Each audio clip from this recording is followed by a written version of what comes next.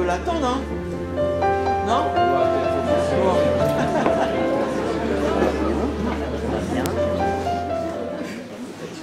Bonjour à tous. Je me présente, moi je suis Michael Derangeon, je suis maître de conférence à l'université où j'enseigne et je fais de la recherche en physiologie. Et en parallèle de mes activités de chercheur, donc de scientifique, j'ai été élu au syndicat Atlantico où je suis vice-président et où j'ai en charge la qualité sanitaire de l'eau potable, mais aussi de mettre en place un département de recherche et développement dans l'objectif de s'assurer que l'eau qu'on distribue au robinet ne contient pas de polluants, ou du moins qu'on connaisse tous les polluants qui peuvent être présents dans l'eau du robinet et qu'on puisse s'assurer de la qualité sanitaire et que finalement cette eau n'ait pas d'impact pour la santé des consommateurs. Alors peut-être pour commencer, je vais vous proposer de vous réexpliquer quand même qui est Atlantico, peut-être d'où vient l'eau au cellier, et rapidement je vous expliquerai les données de l'ARS, vous montrer que l'eau est plutôt de qualité, et ensuite on abordera toutes les questions qui posent problème, et les questions qui posent problème dans l'eau sur nos territoires sont essentiellement les pesticides. Et donc je vous proposerai une petite introduction générale sur les pesticides pour comprendre un peu leur historique, parce que si on ne comprend pas l'historique des pesticides, on ne comprend pas les enjeux actuels. Et ensuite, je vous expliquerai comment ces molécules peuvent avoir un impact pour la santé et les interrogations autour de l'eau potable, les normes, est-ce qu'elles sont suffisamment protectrices, et on comparera quand même in fine à l'alimentation, on verra que c'est important, et je vous montrerai ce qu'on fait à Atlantico en termes de recherche et développement pour s'assurer de la qualité sanitaire, puisque je pense qu'on peut dire sans orgueil qu'on est leader en France sur ces questions-là, puisqu'on est un des seuls syndicats à utiliser des approches qui ne sont pas encore normées et qui vont bien au-delà de ce que vous nous demandez les autorités sanitaires. Alors Atlantico, c'est le service public de l'eau potable. C'est important parce que souvent on entend on fait du fric avec l'eau, etc. Non, le Atlantico, vous voyez toutes les communes où il y a de la couleur dans le département, c'est des communes dont l'eau est assurée par le syndicat Atlantico. Donc c'est à peu près 148 communes, et la gestion de ce syndicat est une gestion qui est portée par les élus locaux. D'accord ? Donc le syndicat n'a pas d'intérêt, ne cherche pas à faire des bénéfices, on s'assure juste que les budgets sont toujours à l'équilibre et que ça nous permet de maintenir des investissements pour avoir une qualité de service qui soit à la hauteur des enjeux de dérèglement climatique et des enjeux de santé publique. Donc c'est vraiment important, c'est un syndicat qui est public. Ensuite, par contre, en fonction des territoires, on va déléguer à des prestataires, déléguer pour que le service soit bien assuré, parce que ça demande de très hautes compétences pour gérer un réseau. Sur le territoire d'Atlantico, c'est plus de 10 000 km de réseau. Donc il faut une force humaine, une capacité d'action et surtout des compétences que les élus locaux ne maîtrisent pas tout le temps en fait. Donc on a besoin aussi de s'entourer de personnes qui possèdent ces compétences-là et ces qualités, qui ont une capacité aussi d'innovation, et c'est pour ça qu'on va aussi déléguer le service. Donc juste en chiffres, c'est 250 000 abonnés, c'est à peu près un peu plus de 550 000 habitants desservis par Atlantico, et c'est environ 40 millions de mètres cubes d'eau produits par an. D'accord ? Ça vous donne un petit peu une idée des chiffres. Alors, le territoire d'Atlantico a une grande fragilité, c'est qu'on dépend à plus de 70% de la Loire. Et vous connaissez les enjeux du dérèglement climatique. On pense qu'on aura des grosses réductions du débit de la Loire, notamment l'été. Et malheureusement, nos territoires sont extrêmement dépendants de la Loire. Ça veut dire aussi qu'on a une grande sensibilité. Si on a une pollution massive sur la Loire, on perd 70% de nos capacités de production. Et donc là, on a un problème réellement pour amener de l'eau suffisamment sur nos territoires, qui va permettre évidemment pour l'activité humaine, mais c'est aussi pour l'agriculture et les élevages. Il y a aussi une besoin de quantité d'eau qui n'est pas négligeable. Donc ça veut dire quoi ? Ça veut dire qu'il est essentiel de protéger les 30% des autres ressources, les autres nappes. D'accord ? Et là, sur les nappes, en fonction d'où on est, on sait qu'on a des problèmes de qualité. Et les problèmes de qualité qu'on a sur nos territoires sont essentiellement liés à la présence, pas de pesticides, mais des métabolites des pesticides, je vais vous expliquer par la suite. Et ça, c'est un enjeu extrêmement important, puisque sans vouloir être un oiseau de mauvaise augure, alors c'est vrai que tristement, quand on parle de qualité d'eau, on apporte souvent des mauvaises nouvelles, mais on a une énorme épée de Damoclès autour de la tête, c'est-à-dire que la connaissance s'accélère, les capacités d'aller rechercher les molécules s'accélèrent, et plus on les recherche, plus on les retrouve. Et récemment, En juin de l'année dernière, on a par exemple sur le captage de Missillac, qui a un captage avec une eau d'excellente qualité, retrouvé un métabolite de pesticides qui fait 26 fois la norme de l'eau potable. Donc on a tout de suite arrêté l'usine et le captage est à l'arrêt. Nous n'avons aucune solution technique. C'est-à-dire que même les solutions techniques les plus abouties, comme de l'osmose ou de la nanofiltration, ne savent pas traiter cette molécule. Donc on est en train d'essayer en R&D de trouver des solutions, mais on est réellement dans une impasse. Et je peux vous assurer que quand on a trouvé ça sur Missillac, on a eu un gros stress. Missillac, c'est 5000 personnes qui sont desservies. On a de la chance, c'est que le Atlanticone que je vous ai montré, c'est un syndicat à l'échelle départementale. Donc on a beaucoup d'interconnexions et on a pu aller chercher de l'eau à 30 ou 40 km plus loin pour l'amener à Missillac. Donc on a fermé une nappe, mais on avait des solutions d'interconnexion. Et ça, c'est pas vrai sur tout le territoire de la France. Vous voyez? Donc ça, c'est... Voilà, on avait cette solution. Par contre, grosse inquiétude, on s'est dit, mais on espère que c'est pas sur les autres captages. On trouve cette molécule sur un captage comme Basse-Goulaine, qui est sur le territoire atlantico, le captage qui produit la majorité de l'eau potable. On n'a aucune solution technique. Surtout que nous, on est transparent et on ne fait pas comme dans certains endroits, les apprentis sorciers, parce qu'on s'est aperçu que cette molécule, on en reparlera par la suite, mais quand vous mettez du chlore, elle disparaît. Mais on ne sait pas en quoi. On est incapable de savoir en quoi. Eh bien, on sait qu'il y a des endroits où ils mettent le chlore, pop, la molécule disparaît et bingo, on n'en parle pas. Ce n'est pas le cas sur notre territoire. Mais voilà, c'est juste pour vous montrer les enjeux vers lesquels on est en fait. Et c'est aussi autour de ça qu'on va discuter. Donc la qualité est un enjeu prépondérant, la quantité également, mais sur notre territoire, ce qui nous pose réellement problème, c'est vraiment la qualité. Parce que même si on a des problèmes d'eau sur les débits de la Loire, on sait qu'on a des réserves dans les nappes alluviales qui sont assez importantes et qui normalement doivent nous permettre, si on fait attention, si on économise l'eau, doivent nous permettre de passer des étés très secs, comme nous prédit le dérèglement climatique. Par contre, si on a un problème de qualité, là on ne saura pas faire. Et un problème de quantité risque d'exacerber les problèmes de qualité. D'où la nécessité de travailler très fortement sur la qualité de l'eau potable. Ce qui est important aussi, c'est pas hésiter de m'interrompre. Il faut que ça soit dynamique, donc je vais vous expliquer différentes choses. Et n'hésitez pas à poser des questions au fur et à mesure. Donc je vais juste aller très vite sur l'eau du Cellier. L'eau du Cellier, c'est un mélange. Alors, c'est essentiellement l'eau qui va venir de la Danceny, de l'usine Danceny, et qui va être mélangée aussi avec Basse-Goulaine et différentes eaux de secteur. Ça, c'est important. On a souvent des mélanges parce que comme on a des réseaux qui sont interconnectés, qui permettent de sécuriser s'il y a un problème à un endroit ou à un autre, on ne peut jamais laisser de l'eau stagnante. Donc on a toujours un volume d'eau minimum qui va s'écouler, qui va permettre d'assurer la qualité sanitaire. Mais grosso modo, au Cellier, c'est essentiellement l'usine de Danceny et de Basse-Goulaine qui va apporter de l'eau, avec un peu de l'eau qui va venir par exemple de notre métropole. Au niveau de la qualité, au Cellier, vous avez plutôt une eau d'excellente qualité. J'ai dû louper quelque chose. Ouais, voilà. Au niveau de la qualité, vous avez une eau qui est plutôt d'excellente qualité, puisque en termes de nitrate, on est plutôt très bas. Le maximum, c'est autour de 20. Donc c'est plutôt ça, extrêmement rassurant. C'est vraiment une eau de qualité. Et en termes de bactéries, on n'a pas de problème, c'est très bien géré. Et en termes physico-chimiques, là aussi, on est plutôt très très bon. Il peut y avoir quelquefois des légers dépassements en ESA métolachlore, qui dépassent les 0,1, qui peuvent être à 0,13, 0,14, ça peut arriver. Sachant que la norme a changé, on en reparlera par la suite. Pour ce paramètre, c'est 0,9, mais à Atlantico, nous, on a décidé de respecter le 0,1. D'accord? Donc, par contre, il faut être transparent et complètement honnête. Quand vous avez les relevés de l'ARS, il n'y a pas de problème sur les paramètres analysés par l'ARS. Et en 2023, janvier 2023, vous avez peut-être vu dans la presse, on a communiqué parce qu'on a identifié tristement une nouvelle molécule, le chlorothalonil. Alors le chlorothalonil, c'est une molécule qui était utilisée depuis les années 70, en fait. Depuis les années 70, on utilise cette molécule et on la recherche dans l'eau, alors que la structure chimique de la molécule fait que, normalement, on ne la retrouve pas. Par contre, on ne recherche pas ces métabolites, qui sont ces produits de dégradation. Et il a fallu attendre 2023 pour qu'en France, on soit capable de rechercher les métabolites. Et quand on les a recherchés, on les a trouvés partout sur le territoire. Quasiment sur tous les captages. Sur 550 000 habitants, 490 000 avaient une eau qui dépassait la norme de 0,1 au niveau du paramètre du chlorothalonil. Donc nous, on a averti tout le monde, on a averti aussi par voie de presse. Et pour le moment, vous n'avez aucune non-conformité sur vos relevés parce que l'ARS n'a toujours pas mis dans le contrôle sanitaire. Donc comme c'est pas dans le contrôle sanitaire, officiellement, cette pollution n'apparaît pas.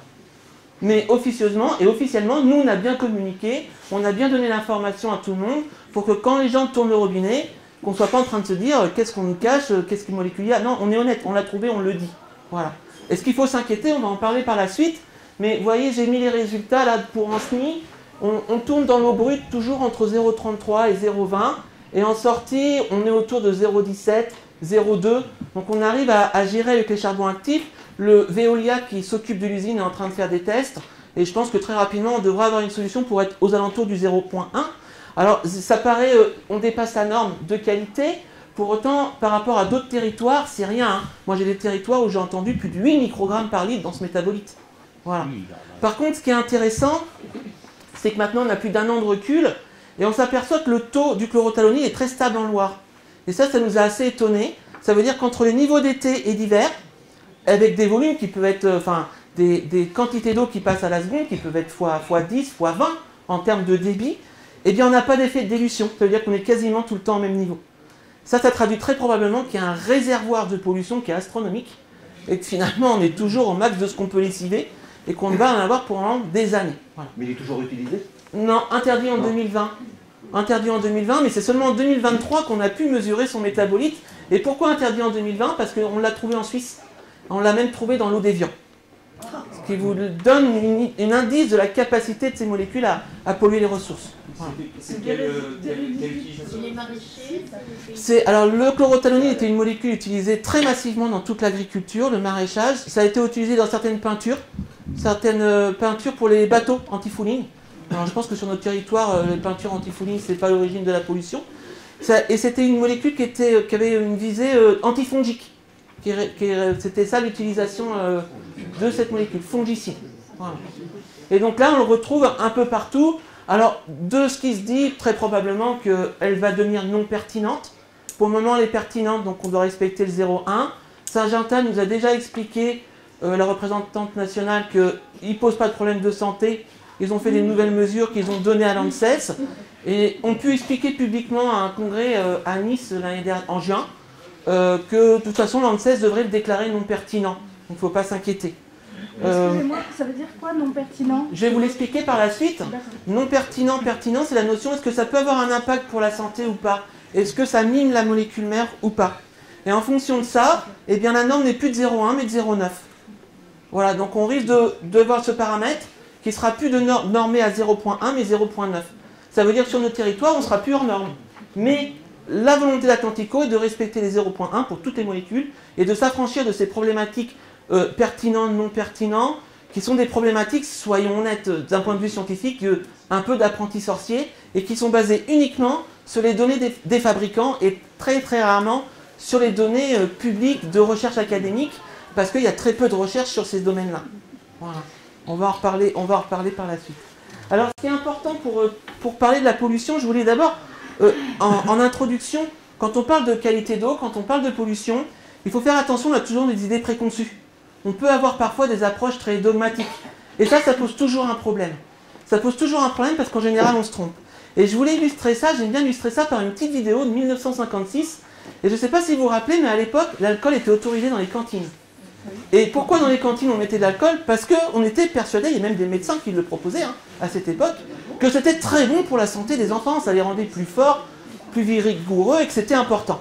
Et donc je voudrais juste vous montrer ces petites vidéos parce que je les trouve très indicatives sur la façon dont on peut penser et la façon dont peuvent réagir les familles et parfois même les professionnels. Donc ça c'est une petite vidéo, je vous montre, on est en 1956 et le ministre de la Santé et de l'Éducation nationale passe une circulaire, on interdit l'alcool dans les cantines.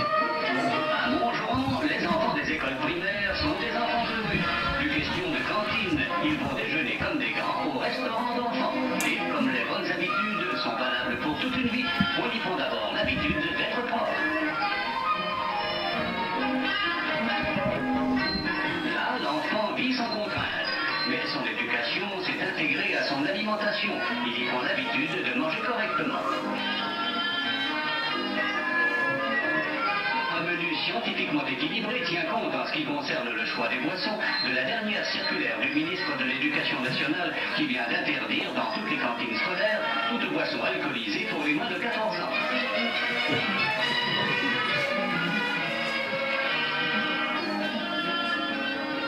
Cette mesure salutaire est étendue à la campagne où l'instituteur est tenu de surveiller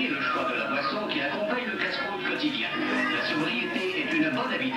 Elle est la base même de la santé de nos enfants.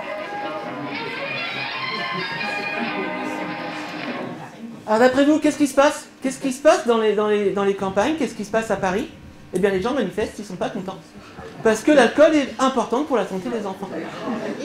Et je vais vous faire écouter un petit document d'époque, c'est le docteur Suzanne Sorin, chef de clinique en psychiatrie, qui explique dans une commune proche de Paris, les parents ont manifesté. Et le matin, eh bien, ils ont donné la ration de vin, 2 litres de vin rouge, aux enfants avant de venir à l'école. Écoutez, c'est assez rigolo. Chose pour leurs enfants le midi à l'école. Un certain nombre de parents mettent dans le panier de l'enfant la boisson de leur choix et qui est souvent un demi-litre de vin ou de cidre ou de bière, suivant la région. Récemment, dans la région parisienne, d'un petit drame, les parents insistant pour que la boisson soit donnée aux enfants, le directeur s'y refusant, les parents ont décidé que les enfants boivent leur vin avant de venir à l'école car cela était indispensable pour ça. Les enfants et toute la matinée. Alors j'aime beaucoup cette vidéo parce qu'on comprend aussi pourquoi les anciens disent toujours qu'à l'époque les enfants étaient bien élevés, il n'y avait pas de problème à l'école, bah, ils étaient sous, c'est normal. Par contre, sans faire de blague, c'est assez intéressant cette vidéo parce qu'elle montre bien les idées préconçues. C'est-à-dire que ça partait d'une observation réelle, c'est-à-dire qu'il y avait un problème avec la qualité d'eau, souvent il y avait des bactéries. Et de couper l'alcool avec l'eau permettait de gérer ce risque bactérien qui peut tuer en quelques jours. Donc ça partait d'une réelle observation. Mais vous voyez qu'on était complètement dans l'erreur en fait. Et c'est ça qu'il faut faire attention. Et pourquoi je vous parle de ça? Parce que le problème sur nos territoires, c'est les pesticides. C'est les pesticides dans l'eau. Et les pesticides, on en est aujourd'hui au même niveau de connaissance que ce qu'on avait pour l'alcool à ce temps-là. On sait qu'on a un problème de santé publique. On sait, la science a démontré par différentes études, et là je vous ai mis l'expertise collective de l'INSERM, qui en est à son 2e numéro, plus de 1000 pages, qui fait tous les liens entre les pathologies et les cancers, et les troubles du neurodéveloppement, l'obésité, les troubles de l'attention. On a toutes ces connaissances. Je vous parle de l'étude Agrican qui montre les liens entre la santé des utilisateurs des pesticides et toutes les pathologies qui en résultent. On a cette connaissance. Donc la question n'est plus de se dire est-ce que c'est un problème de santé publique? Oui, c'est un problème de santé publique. Et maintenant, comment on le gère? Et ça, c'est extrêmement important parce qu'on est encore dans ces discours où oui, mais on ne sait pas, oui, mais peut-être, oui. Non, on sait. La science est là, elle est unanime. Et elle est tellement unanime, la science. C'est important de comprendre. De quoi? C'est pas le discours de la FNSEA. C'est pas le discours de la FNSEA, probablement. D'ailleurs, il me semble qu'ils ont lutté contre ça. Et c'est tellement établi qu'il y a même un fonds d'indemnité des victimes des pesticides qui a été mis en place depuis 2020. C'est-à-dire que les utilisateurs de pesticides dans leur activité professionnelle, s'ils ont certains cancers, la maladie de Parkinson, eh bien, c'est reconnu comme une maladie professionnelle et ils peuvent être indemnisés au titre de victimes. Et c'est important de l'avoir en tête parce que, mine de rien, ils les utilisent et c'est pas de leur fait. On leur a promis, il y a des gens cravatés qui viennent dans leur exploitation, il y a des gens avec sachant et qui viennent leur expliquer qu'il n'y a aucun risque, qu'ils peuvent les utiliser. Donc je comprends aussi leur position. Mais pour autant, on a mis un fonds d'indemnité parce qu'on sait qu'ils sont victimes. Et ce fonds d'indemnité indemnise aussi quand les enfants des utilisateurs sont malades. Cancer du cerveau, leucémie, lymphome, certaines malformations sont indemnisés. Voilà, c'était juste pour dire qu'on sait qu'il y a un problème de santé publique. Alors, peut-être maintenant, essayons de comprendre ces enjeux autour des pesticides. Vous le savez probablement, mais les pesticides sont utilisés depuis des milliers d'années en fait. Et souvent, on allait extraire les plantes. Par exemple, le tabac, on faisait des décoctions de feuilles de tabac, on en extrait la nicotine, et ça a un impact pour tuer les insectes. D'accord? La roténone, qui est une molécule qui est utilisée dans l'agriculture bio, qui a été interdite, je crois, il y a 2 ou 3 ans, est une molécule totalement biologique, extraite de la plante, mais c'est une très bonne molécule pour donner la maladie de Parkinson. Vous prenez des rongeurs, vous les exposez à la roténone, quelques temps après, ils développent la maladie de Parkinson. Donc ça, c'est juste pour montrer que c'est une molécule qui est tout à fait naturelle, mais qui déjà a des impacts extrêmement forts en termes de santé. Par contre, ces molécules qui, à l'époque, étaient utilisées, sont des molécules qui n'ont pas de capacité de rémanence. C'est-à-dire que très rapidement, elles vont être détruites par la lumière, par l'activité des bactéries dans le sol, par l'humidité. Tout ça, ça va permettre de détruire la molécule, et c'était un gros problème à l'époque, parce que du coup, quand on va épandre ça sur les cultures, l'effet ne dure pas dans le temps. Il ne dure pas, il n'y a pas de rémanence. Et pour pallier à ce problème-là, c'est là qu'est arrivée la chimie. Et la chimie a permis... La chimie, en partir de 1930, on a vraiment une explosion de la chimie. Les grandes guerres ont aussi été un enjeu majeur là-dedans, hein, puisque contrôler les capacités de culture de l'ennemi est extrêmement important. Il y a plus de 7000 défoliants qui ont été inventés à l'époque, parce qu'en épandant tout simplement les pesticides, on tue les cultures et on crée des famines et on peut maîtriser l'ennemi en fait. Donc c'était un enjeu extrêmement important. Et vous voyez que c'est à partir de cette époque que beaucoup de la chimie a vraiment, s'est vraiment accélérée. Et on a miné les molécules naturelles. C'est-à-dire qu'on a miné la roténol, on a miné la nicotine, etc. pour faire des molécules. Mais là, c'est des molécules qui sont issues de la chimie. Et la différence, c'est qu'elles sont faites pour être stables. Et c'est là que commencent ces problèmes. Alors, ce qui est important aussi, c'est de ne pas juger avec la connaissance d'aujourd'hui. C'est-à-dire que quand vous regardez le DTT, j'aime bien ces images-là, quand vous regardez le DTT, à l'époque, on en mettait partout, dans les papiers peints pour les enfants, directement chez les individus. J'aime bien cette petite vidéo, pour ceux qui sont intéressés, je pourrais vous l'envoyer, où on voit un Américain qui arrive en Afrique et qui explique que le DTT c'est formidable, qui boit devant les populations locales et qui le regarde et qui dit non, non, non, nous n'en veut pas. C'est assez intéressant parce que voilà, on est à l'époque. Ce qu'il faut comprendre, c'est qu'on sait aujourd'hui que cette molécule, elle induit Alzheimer. Par contre, si elle n'avait pas eu cette molécule à l'époque, c'est des millions de morts qui arrivent. Parce que ça a permis de contrôler la famine en fait. Ça a permis d'assurer les récoltes. Donc il y a réellement eu un gain de santé publique grâce à ces molécules. Et pourtant, dès 1940, l'inventeur avait expliqué « attention, on aura des problèmes de santé ». Mais c'est toute la balance du risque en fait. Sans cette molécule, c'est sûr qu'il n'y aurait pas eu de problème de santé, mais il y a des millions de personnes qui seraient mortes de faim. Donc c'est important de ne pas juger ce qu'on hérite en fait, parce que vous verrez que la pollution qu'on a dans l'eau, c'est vraiment un héritage historique.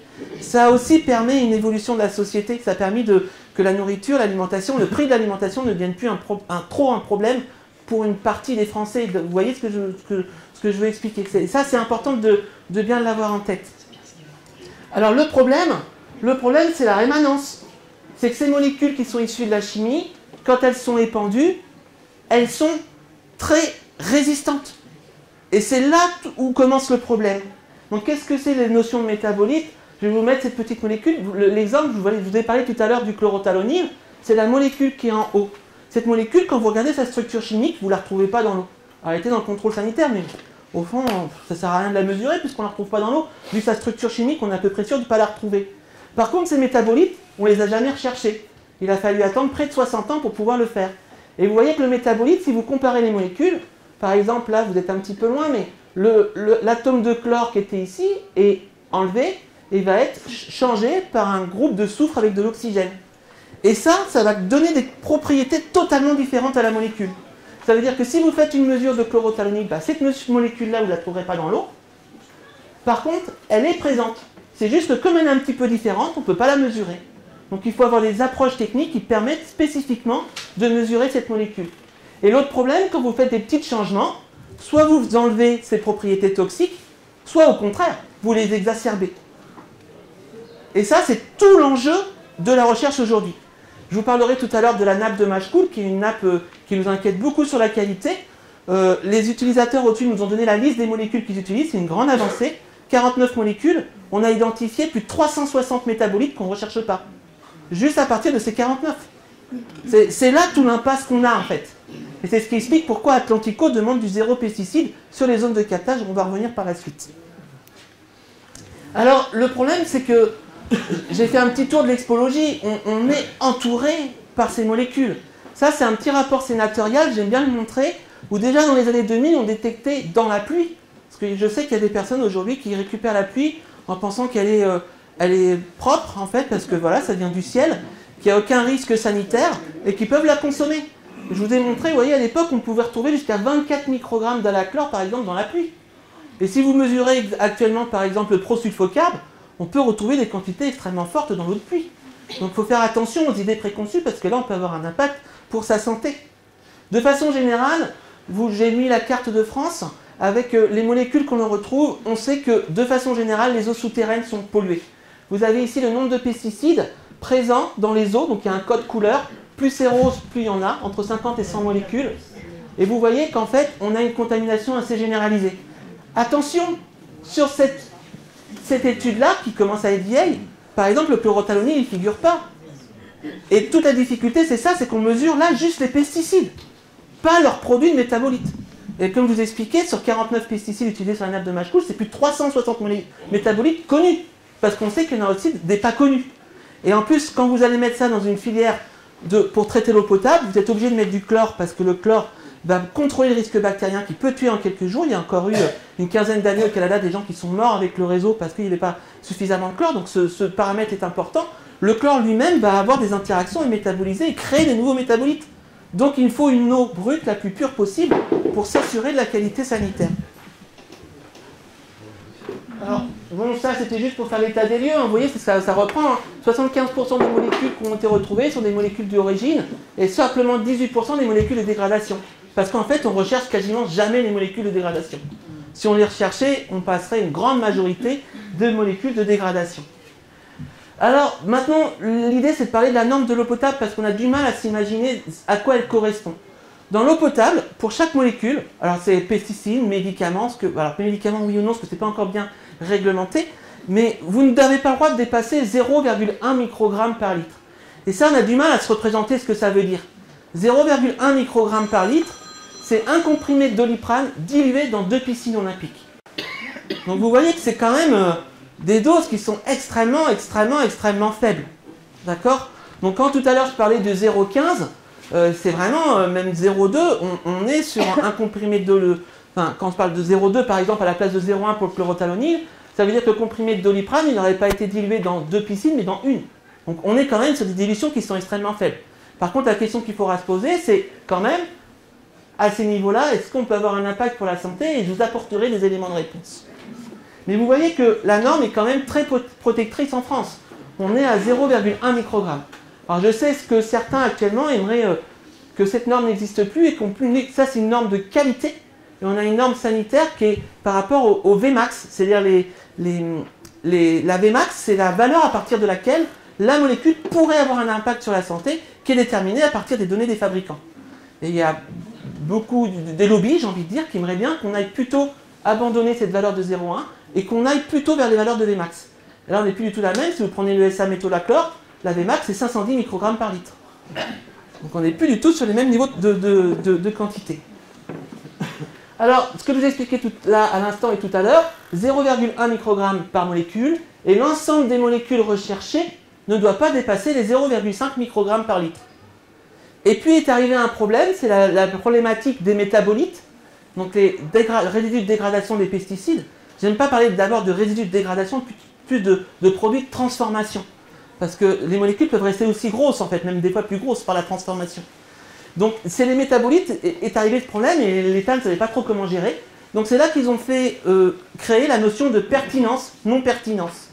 Si un métabolite de pesticide garde les mêmes activités que la molécule mère, dans ces cas-là, il devient pertinent. Si un métabolite ne garde pas les mêmes activités de la molécule mère et qu'il ne présente pas de risque pour la santé, dans ces cas-là, il est ce qu'on appelle non pertinent. D'accord ? Ensuite, il y a un autre problème, c'est que pour la plupart des molécules, on est incapable de nous dire s'ils sont pertinents ou non pertinents. Donc on va parler de valeurs sanitaires transitoires. Donc c'est des valeurs sanitaires transitoires qui ont été faites pour beaucoup par l'Allemagne, où ils ont mis des valeurs théoriques.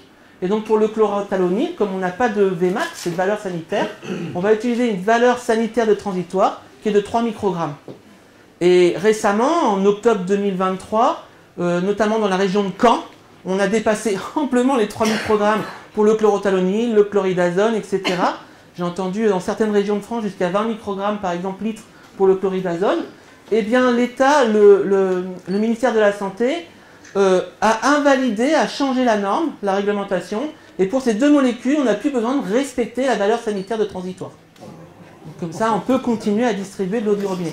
Alors, ce qui peut s'entendre, c'est-à-dire que ça peut s'entendre. À un moment, on ne peut pas non plus couper l'eau du robinet des gens. Mais ça veut dire qu'il faut être transparent et bien indiqué. Et c'est là l'enjeu, en fait, la transparence pour bien faire comprendre la problématique, en fait. Alors, juste pour comprendre cette réglementation et comment elle est fluctuante, quand vous regardez le métolachlore, c'est une molécule qui est utilisée depuis 1970-1980. En 2003, le métolachlore a été interdit parce qu'en fait, il contaminait les eaux. Et puis, ça a un impact aussi sur la faune, la flore. Donc, interdit en 2003. Sous la pression des utilisateurs, on va réutiliser le métolachlore sous sa forme S. En fait, quand vous faites de la chimie, que vous synthétisez des molécules, vous avez des molécules qui peuvent être, si vous mettez un miroir, qui vont se ressembler l'une et l'autre. Donc on parle de R, de S, c'est juste lié à la chimie. Donc on a interdit les formes R et autorisé les formes S qui en théorie devaient être moins problématiques. Ça c'est 2005, on réautorise le S-métolachlore. 2016, en Loire-Atlantique, la capacité de mesurer le SA-métolachlore, et là, eh bien, on s'aperçoit qu'il y a une contamination généralisée. Le métabolite du métolachlore a contaminé, on en retrouve dans énormément de ressources qui dépassent amplement les 0,1 en fait. Et là, il y a un grand vide. Qu'est-ce qu'on fait? Est-ce que l'eau est conforme, donc pas conforme? On ne sait pas. Donc évidemment, la préfecture, l'État est saisi. Il faut attendre 5 ans pour avoir une réponse. En 2021, on nous dit bah oui, c'est pertinent. Donc, problème pour la santé. Donc, on doit respecter le 0,1. Donc évidemment, investissement public pour mettre en place des usines qui sont efficaces. Et puis en 2022, devant probablement un peu la pression quand même, le métabolite devient non pertinent.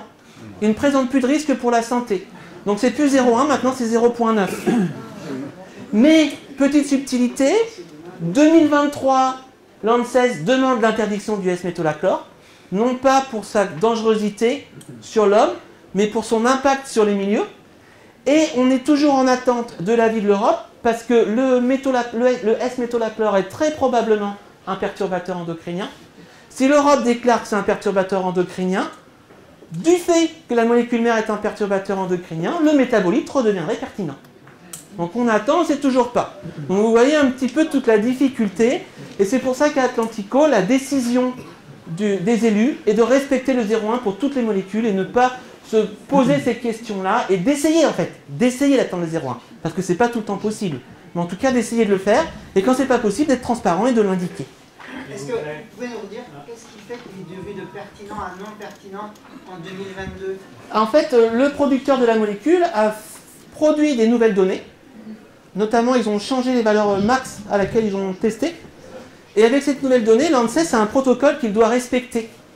Et donc les nouvelles données du fabricant eh bien, permettaient dans le protocole d'évaluation de dire que la molécule n'était plus pertinente.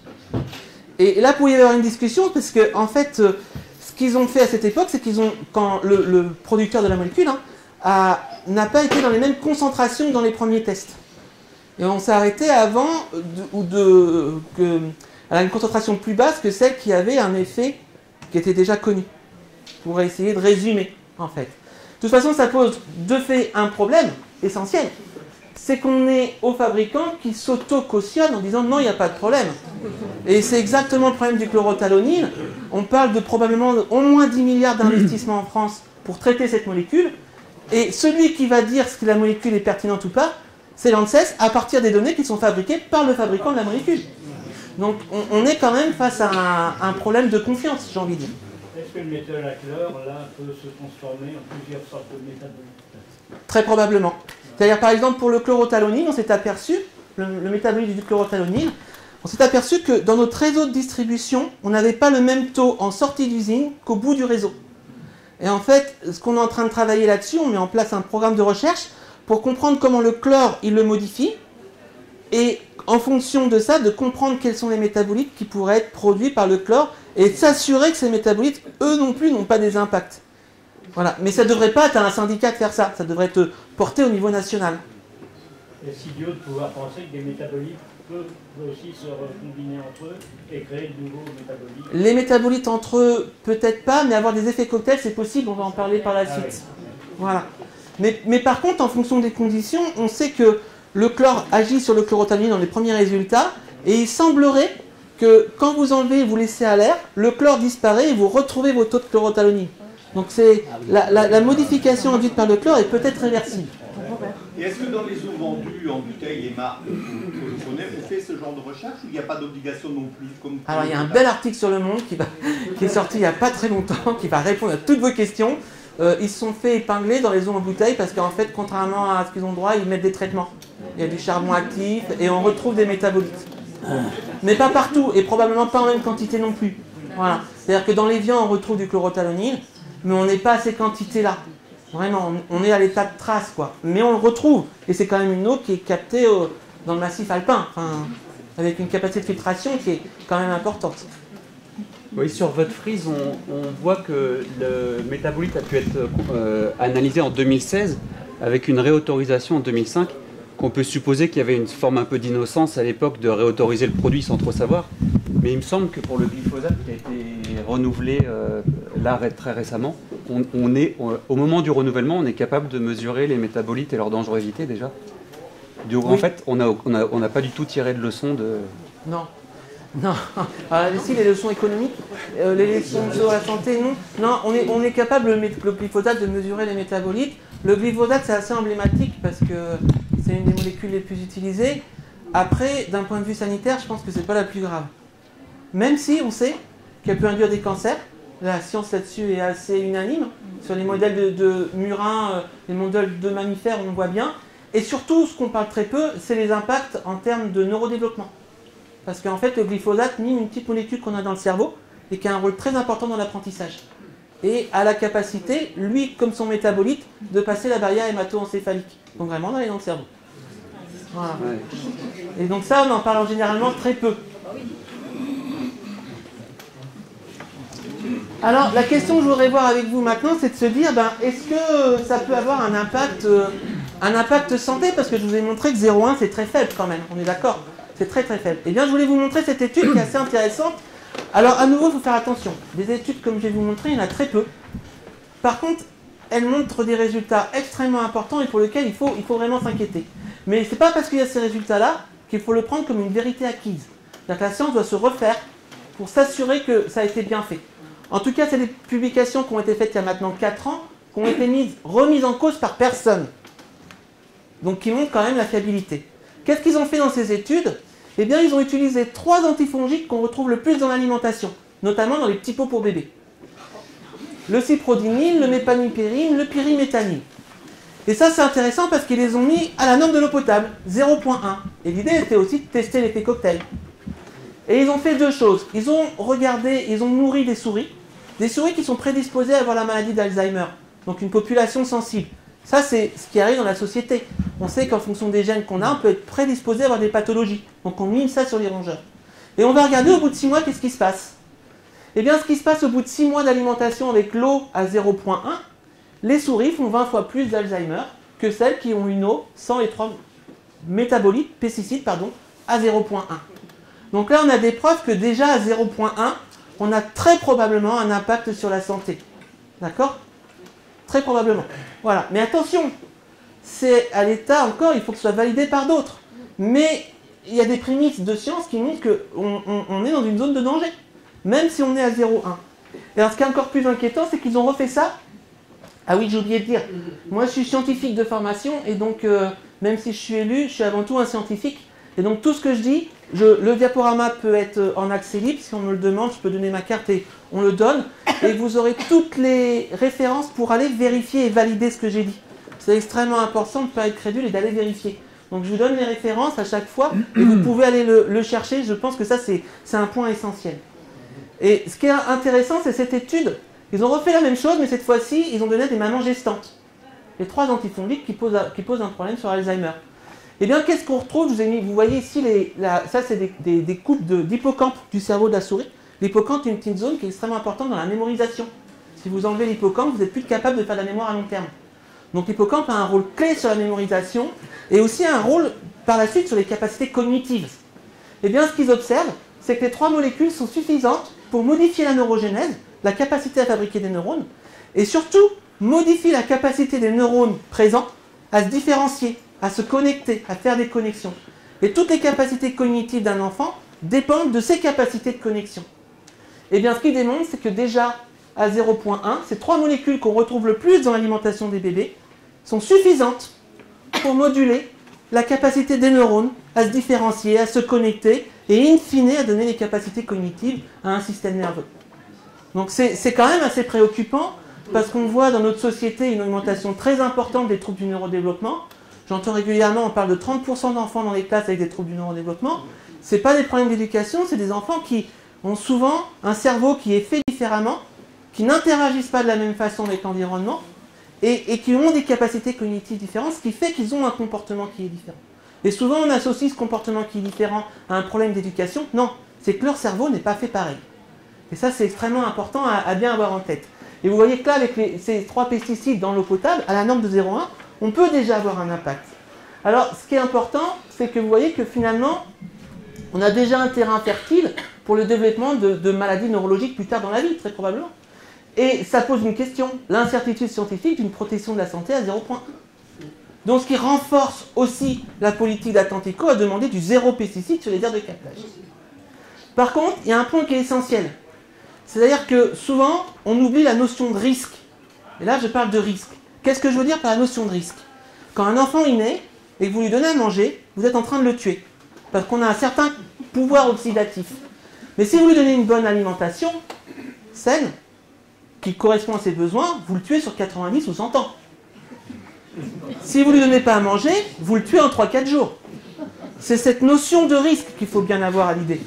Donc là, on voit qu'à 0,1, on a une notion de risque. Mais ce que je voulais vous montrer, c'est ces 3 molécules, le cyprodinil, le mépanipyrine, le pyriméthanil, 0,1 dans l'eau, ça fait 0,0001 mg. Donc j'ai fait les calculs pour vous, ça veut dire quoi concrètement?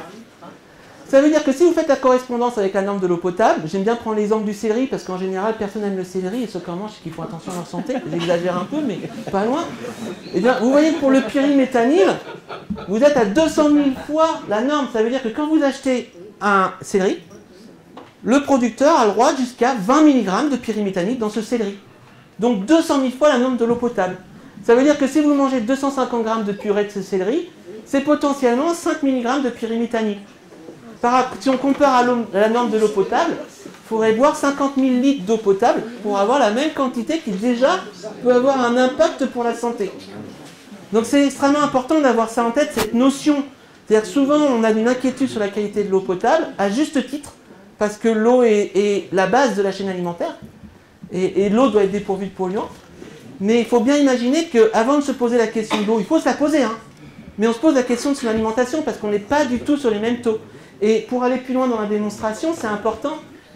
Vous pouvez aller sur le site de l'Europe et vous avez par molécule les résidus qui sont tolérés. Donc vous pouvez aller voir ces limites maximum de résidus.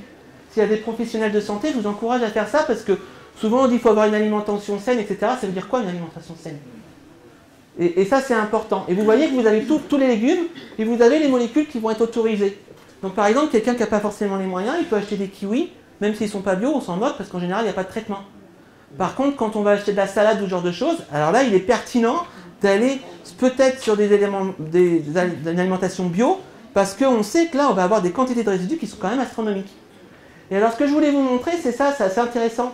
J'ai mis le céleri parce que c'était mon exemple.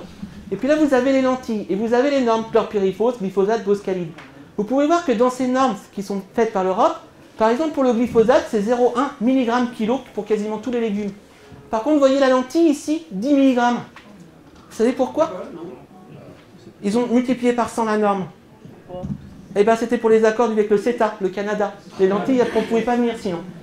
Parce qu'ils les traitent au glyphosate, alors que nos agriculteurs français qui peuvent utiliser du glyphosate, ils vont les respecter, ces 0,1. Il n'y a pas de souci. Et bien là, on a introduit un vice de forme au niveau concurrence parce qu'on a multiplié par 100 la norme et on apporte de la lentille qui vient du Canada avec des résidus de glyphosate qui peuvent être astronomiques. Vous voyez? J'aime bien aussi le céleri, je vous ai montré le boscalide. Vous avez le droit jusqu'à 50 mg. Le boscalide, il y a 800 chercheurs il y a à peu près 4 ans qui ont signé une pétition dans le monde pour demander l'interdiction. C'est une molécule spécifique qui a un impact sur tout le vivant. Là, c'est un médicament, 50 mg. Hein. Donc ça, c'est intéressant parce que ça vous donne aussi une indication sur les légumes. Si vous n'avez pas les moyens d'acheter tous en bio, peut-être lesquels prioriser, en fait. D'accord? Et puis, je voulais juste vous montrer ça. Le rapport, ça, c'est un rapport qui est fait par l'Europe. Et qui montre, donc ils vont faire des tests dans tous les légumes, fruits, et ils vont mesurer les pesticides. Et bien, si on reprend le céleri, vous voyez que ce que je vous ai expliqué tout à l'heure, 63% des céleris contiennent des pesticides, et 14,6 dépassent les limites maximum de résidus. C'est-à-dire dépassent même les 20 mg que je vous ai expliqué. D'accord? Donc vous voyez un peu l'ampleur de la pollution. Hein? Et là où c'est compliqué, c'est que quand vous regardez en termes de molécules, 20% des céleris qui contiennent des pesticides contiennent 2 molécules, 18% 3 molécules, 9% 4 résidus, etc. Et là, on n'est plus capable d'apprécier l'impact sanitaire en fait. On a une petite bombe à retardement. Donc ça, c'était juste pour vous montrer quand même que à la norme de l'eau potable, on voit qu'on a déjà des impacts pour la santé, mais que finalement, dans l'eau, on peut être à fois 500 000 en fait. Et c'est pas un risque faible, parce qu'on s'aperçoit que dans les contrôles, on détecte ça dans la majorité des fruits et légumes. Donc j'ai envie de dire que si on se pose la question de l'eau, on se pose peut-être d'abord la question de son alimentation, et en changeant son alimentation, on va réduire fortement les risques. Et après, on se pose la question de l'eau. Et mine de rien, en ayant une alimentation bio et locale, eh bien, on a un impact sur la qualité de notre eau. Parce qu'on va favoriser une agriculture qui n'utilise pas des molécules qu'on retrouve dans les nappes qui sont sur notre territoire. Oui, j'avais une question par rapport à les normes que nous avons en France, par rapport aux autres pays qui ont des normes beaucoup moins drastiques. Est-ce que dans ces autres pays, il y a plus de maladies qui sont développées, type Alzheimer, cancer? C'est très difficile à dire parce que là, on est sur de l'enchantement politique collectif. On nous explique que faites-nous confiance, c'est beaucoup plus restrictif à l'étranger, etc. Quand vous regardez jusqu'à il y a à peu près 4 ans, la France consommait plus de pesticides à l'hectare que l'Espagne. Oui, donc à un moment donné, il faut faire attention et retourner aux chiffres pour s'assurer de la véracité de ce qui est évoqué. Jusque dans les années 2016-2017, ramené à l'hectare, on avait plus de molécules en France qu'au Brésil. Donc vous pouvez retrouver ça sur les chiffres du FAO, des Nations Unies. Attention par contre, il y avait plus de molécules à l'hectare, mais la vigne représente 20% de la consommation et 3% de la surface agricole utile. Donc c'est tout ça aussi, il faut faire attention dans les chiffres. Et certes, ramener à l'hectare, il y a plus de molécules, mais c'est peut-être des molécules qui étaient normées, récentes, avec des impacts sanitaires peut-être plus faibles que des molécules comme dans d'autres pays où on voit encore d'utiliser de l'atrazine, et on sait qu'il y a un impact santé environnemental énorme. Donc ils en utilisent moins, mais elles sont tellement plus, j'ai envie de dire, dégueulasses, qu'ils n'ont pas besoin d'en utiliser autant. Donc il faut faire très attention aux chiffres qui veulent tout et rien dire en fait. Voilà. Mais c'est pas si simple quoi. Alors, comme on parle de l'eau, il y a un paramètre qui est extrêmement important, et on parle de l'eau, et je voulais vous montrer aussi les incohérences de la norme. Quand vous avez de l'eau au robinet, la norme c'est 50 mg de nitrate par litre. Vous ne devez pas dépasser 50 mg. Et tous les consommateurs, à part jusqu'à 50 mg, peuvent utiliser. J'ai vu une réponse de l'ARS à une directrice de crèche qui demandait, dans un secteur où il y a de l'eau à 46-47, si elle pouvait faire le biberon avec l'eau du robinet. La réponse est oui, d'un point de vue réglementaire, et l'ARS ne peut pas répondre autre chose. Par contre, quand vous regardez le code de la santé publique, une eau en bouteille, pour qu'elle puisse marquer la petite motion convient pour la préparation des aliments pour nourrissons, elle ne doit pas dépasser 15 mg de nitrate. Ça veut dire qu'une eau en bouteille qui serait à 17 en nitrate ne peut pas marquer utilisable pour le biberon, mais une eau du robinet à 48, pas de souci, on peut le faire. Sachant que dans le code de la santé publique, on conseille plutôt du 10 mg. Et ce qui est intéressant à ça, c'est pour vous montrer un petit peu toute la difficulté dans laquelle on a. C'est l'évaluation des risques liés à la consommation des nitrates et nitrites par l'ANSES, publiée en juillet 2022, qui cite une étude de Hanoise. De Danemark sont très en avance, qu'ils ont des registres très exhaustifs, donc ils voient vraiment toutes les pathologies. Ça répond aussi un peu à votre question. Et ils ont regardé par code postal et en fonction du taux de nitrate. Et ils se sont aperçus que quand le nitrate était entre 25 et 50 au robinet, on avait 3 fois plus de cancer du cerveau chez les enfants. Alors ça ne veut pas dire pour autant que c'est le nitrate qui est responsable. Parce que si on est entre 25 et 50, on a peut-être aussi des pesticides, on a peut-être d'autres molécules. Donc c'est toute la difficulté. Voilà. Mais il y a des liens qui sont faits. Donc ça pose une vraie question en fait là. Il faut vraiment agir pour réduire les taux de nitrate dans l'eau. Et là c'est pour vous montrer tout le cynisme de l'Europe. L'Europe vient d'interdire les nitrites dans l'alimentation pour les animaux. C'est cancérigène. Mais pour les humains on peut, il n'y a pas de problème. Alors juste pour comprendre, et après je vais vous montrer ce qu'on fait à Atlantico en termes de R&D. Quand on parle de ces impacts sanitaires, il faut vraiment avoir à l'esprit l'état de qui on parle. Est-ce qu'on parle d'un individu de 50 ans, où son système nerveux est déjà fait? Parce que je pense qu'un individu de 50 ans, s'il est exposé aux pesticides dans l'eau qui dépasse les normes, les risques sont peut-être pas si importants que ça comparé à la cigarette, comparé à d'autres choses. Par contre, si on parle d'un bébé, c'est pas la même chose. Un bébé qui vient de naître, je ne sais pas si vous le savez, mais en 3 mois, son cerveau a doublé. Les premiers jours de vie, il fait 9 grammes de cerveau par jour. Et tout ce qui va venir impacter la capacité de fabriquer du cerveau à cet âge-là peut avoir un impact sur ses capacités cognitives futures. Et une petite molécule qui est extrêmement importante pour fabriquer du cerveau de bébé, c'est l'acétylcholine. C'est une petite molécule qui permet aux neurones de communiquer les uns avec les autres. Eh bien, la majorité des insecticides tuent en ciblant l'acétylcholine. Autre point important, vous avez peut-être jamais posé la question, mais si vous comparez un bébé humain par exemple à un petit poulain à 5 ans et à sa taille adulte. Un bébé humain à 16-17 ans et son cerveau il termine à 25 ans. En fait, qu'est-ce qui expliquerait la différence? C'est la consommation d'énergie.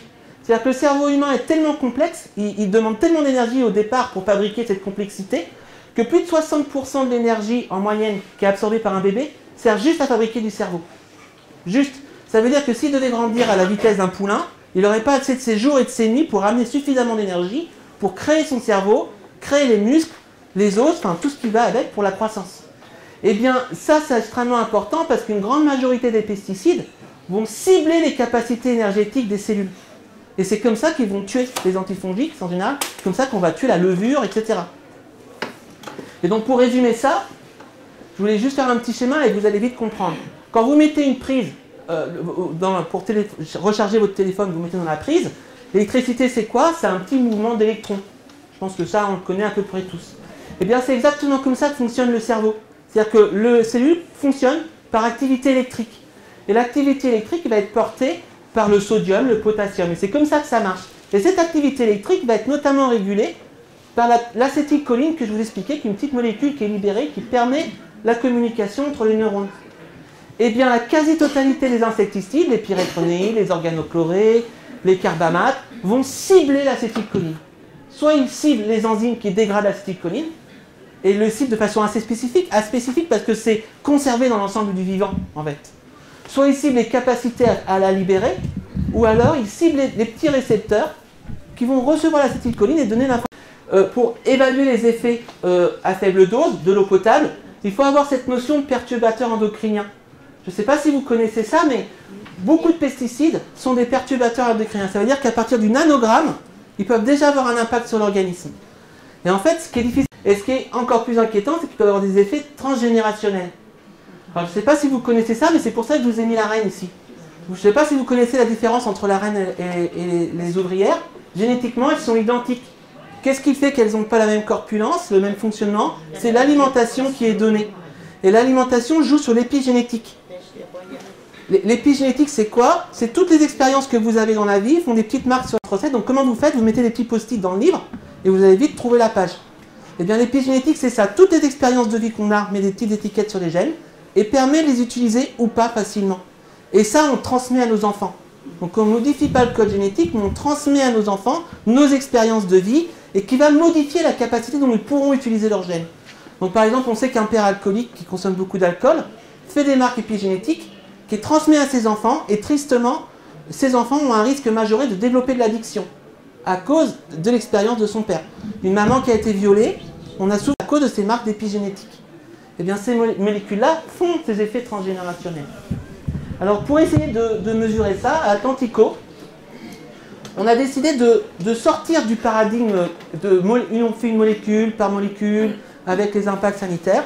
On fait ce qu'on appelle des bioessais. C'est-à-dire qu'on va prendre l'eau et on va le tester. Et donc ça, c'est quelque chose qui est assez novateur parce qu'on teste l'ensemble de la composition de l'eau sans même en connaître l'intégralité de sa composition. Donc qui nous permet d'avoir une vision beaucoup plus exhaustive, en fait, du contrôle qualité. C'est présent, pas présent. Alors après, il faut trouver quel est le nom de la molécule, etc. Je vais vous expliquer. Donc on va très très loin sur ces aspects-là. Et on va combiner les deux aspects pour rechercher les molécules qui pourraient être présentes mais qu'on n'a pas identifiées, et pour lesquelles il va falloir qu'on travaille pour s'assurer qu'elle est bien traitée, etc. Donc je vais juste vous montrer, voilà, ça c'est juste pour la méthodologie, pour ceux qui sont les types de cellules. Et qu'on va pouvoir mesurer grâce à ça des grands phénomènes qui sont dans les cellules et qui vont aboutir à des pathologies. Dans le cancer, on sait qu'il peut y avoir du stress cellulaire, il peut y avoir de la génotoxicité. Et bien on va mesurer ça avec les bioessais. S'assurer que l'eau n'a pas le bleu clair, quoi. Voilà. C'est vraiment ça que l'on cherche. Alors attention, hein, ce que je vais vous montrer, c'est la recherche en train de se faire. L'interprétation doit se faire avec plusieurs analyses sur du long terme, etc.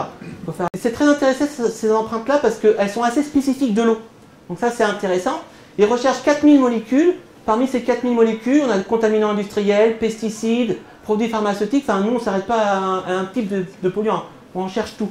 Et puis de l'autre côté, on va beaucoup plus loin par rapport à l'eau. C'est-à-dire qu'on va vraiment rechercher même des produits de synthèse, etc. qui vont être utilisés par l'industrie. Et donc voilà les résultats. Sur le territoire, on n'a pas cette problématique-là, c'est plutôt une excellente nouvelle. Donc je vous ai pris l'exemple de Machecoul, vous avez ici les eaux brutes. En bleu, c'est les médicaments qu'on retrouve, et vert clair, c'est les métabolites, vert foncé, les pesticides.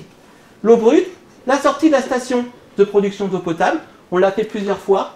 Ce que vous pouvez voir, c'est qu'on détecte à peu près une trentaine de molécules par... Alors les bioessais et la lecture, vous avez ici une toxicité générale qui permet de voir l'effet sur les bactéries, les algues, les levures, les champignons, les cellules humaines.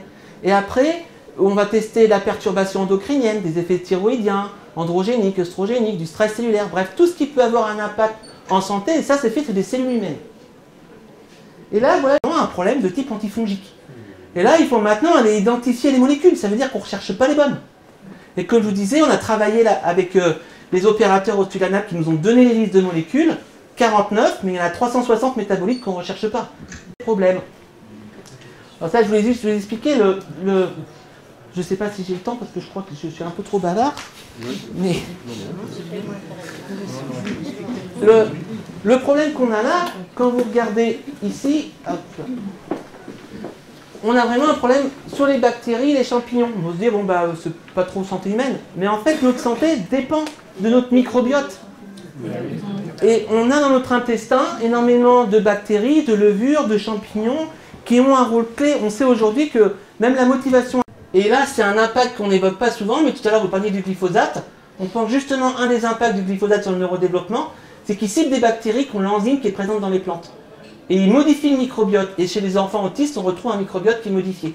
On n'a pas encore fait la preuve, mais on retrouve ça. Et donc là, la question qu'on a avec l'eau, c'est quel est l'impact sur le microbiote en fait. Et donc pour répondre à cette question, on a financé une thèse avec... Qui tue les champignons et qui font que les bactéries se multiplient, et donc après, il n'y a plus de substances vivantes dans le... C'est exactement la même chose chez l'homme. En fait, on a beaucoup de bactéries qu'on retrouve dans le sol, qu'on retrouve dans l'intestin. Donc, la présence de ces produits chimiques, non. Mais on sait que c'est présent. Alors, il faut faire attention, ça peut être à l'état d'ultra-trace. Ça veut dire qu'on est à 300, 400, 10 000 fois plus faible. Vous n'avez pas ce degré de contrôle. Vraiment, l'eau du robinet est extrêmement contrôlée. Je pense que, honnêtement, malgré tous les problèmes, on peut avoir confiance dans l'eau du robinet. Et on a peut-être une action aussi collective. J'ai en tête sur un captage un verger qui est en bio, qui l'année dernière avait plus de 30 pommes qui n'a pas été 30 tonnes de pommes qui n'a pas été écoulées. On a une responsabilité collective. Ce monsieur, il est sur nos zones de captage. Il produit une alimentation saine. Il n'arrive pas à écouler sa marchandise. Il y a bien une responsabilité collective. Et là, il faut travailler là-dessus pour mettre en avant aussi tous ces producteurs. D'accord.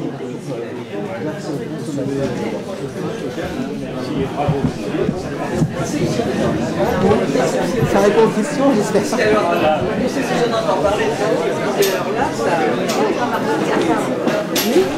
parce que mes enfants sont chercheurs. Et en plus j'ai adoré parce qu'avec les sources et tout, c'est vraiment eux quoi. Oui, les chercheurs, c'est les chercheurs, c'est tout. C'est ça. Et donc Veolia, c'est correct Veolia? Ah oui, nous on n'a pas de problème. Oui, c'est bien. En Anceny, on a ça, Veolia.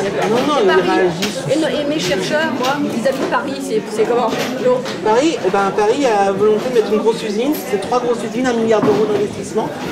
La question santé était primordiale, mais on voit que les enjeux économiques rentrent dans le... Je ne sais pas ce qu'ils veulent, mais Paris va aller sur... Alors pas Paris même, le CEDIC tout autour de Paris va aller sur de la nanofiltration. Donc ça résoudra des problèmes parce qu'il y a des pesticides, il y a des médicaments, il y a des phtalates qu'on retrouve dans l'eau et la nanofiltration est faite. Mais ils vont rejeter les saumures en scène. Mais de toute façon, heureusement, ils mangent bio. C'est ça. Et j'ai bien entendu le message et je suis d'accord. Merci. Merci. Bonjour. Moi, j'étais intéressée pour savoir si vous envisagez de mettre en open data certaines données. Au nom du syndicat, peut-être est-ce que vous avez prévu